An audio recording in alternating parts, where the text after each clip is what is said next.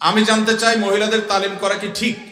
পুরুষদের যেরকম কোরআন হাদিস জানার দরকার আছে, মহিলাদেরও জানা দরকার আছে না নাই?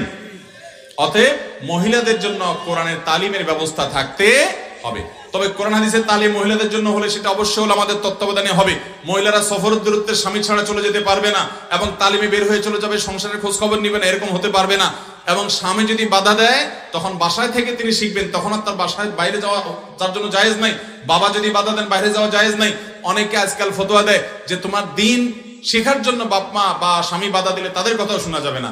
দিন শিক্ষা যদি ফরজ হয় বা যে কোনো ফরজ কাজ বাধা দিলে তাদের কথা শোনা যাবে না। কিন্তু তুমি বাইরে গিয়ে শেখাটা তোমার জন্য ফরজ না, তুমি ভেতরেও শিখতে পারো, অনলাইনে অনেক কিছুতে শিখতে পারো। আর তুমি যে দাওয়াত পেশ করছো তোমার জন্য ফরজে আইন না, ফরজে আইন হলে বাধা দিলেও শোনা আবশ্যক হতো না। অতএব অনেক মা বোনরা আছেন তালিমের নামে এরকম সীমা লঙ্ঘন করেন, সেটা করা যাবে না। তবে হ্যাঁ, অবশ্যই মহিলাদের দ্বীনি শিক্ষার ব্যবস্থা প্রতিটি এলাকায় থাকতে হবে।